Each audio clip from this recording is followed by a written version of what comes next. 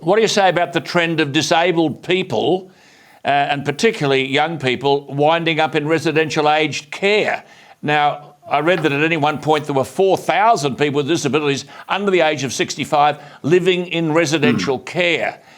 Is that still the case? And is the waiting time... There's been a reduction. Yeah, go on. To be fair to the old government, they accepted the recommendation, was one of the first recommendations of the Royal Commission into Aged Care, that young people should be in age-appropriate accommodation. So some of that's happened. But part of our challenge is, if you are in a country town, you mightn't have a whole lot of disability resources there. So aged care, you put your loved one in aged care because at least they can get some care.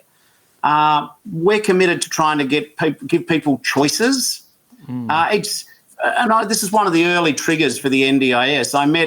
I had a friend who I went to university with him, Chris Nolan, and I'd lost touch with him, but he was a brilliant fella, set up the Meredith Music Festival, great footballer, great lawyer, handsome as, just a lovely bloke with everything in front of him.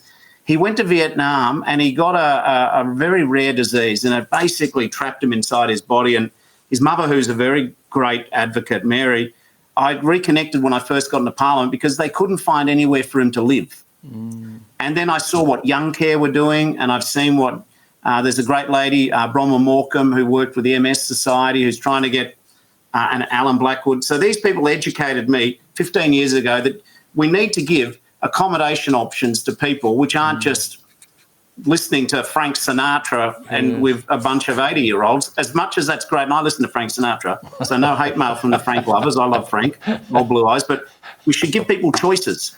Yes, but if the waiting time, Bill Shorten, if the waiting time for disabled people to be discharged from hospital is, as I understand, about 160 days, where then do these people go? Yeah, well, that is a scandal, and that was the waiting time measured, for example, in Victoria before the last election. I'm pleased to tell you that when I became minister, we started measuring it. No one used to measure the waiting time of people who are eligible for NDIS, medically fit for discharge but stuck in hospital. We've now got it down to about 30 days. So there's now what's happened is having, when you build a road to solve a traffic jam, you sometimes move the traffic jam a bit further along the road. That's right. What we're now discovering is we're sorting out our bureaucracy and red tape in the agency, which is good. I gave local decision makers more power to just tick or no, rather than having committees stroking their chins for forever and a day. But now we've got to look at housing options, medium-term accommodation and forever housing for people. And we have reduced the waiting time by about over 4 months, which is much better for people. But now we've got to make sure that there's housing available for people to move into. On that, I mean, we could talk all night. You're doing outstandingly in presenting this case. It's a very difficult area. I'd ask you 2 questions to wind this up, and I hope we can talk again. Are there adequate beds? As I speak to you now tonight, are there adequate beds in disability care? And do service providers have spare capacity? There's not enough adequate beds, but sometimes there is spare capacity as well. In other words, what's happened is some of the developers have built disability accommodation, some of the states handed over legacy stock, but the housing they're building is not appropriate for the people who need them. Not everyone wants to go and live with 2 strangers in a 3-bedroom house with a carer, and not everyone wants to go and live 200 kilometres away from their family.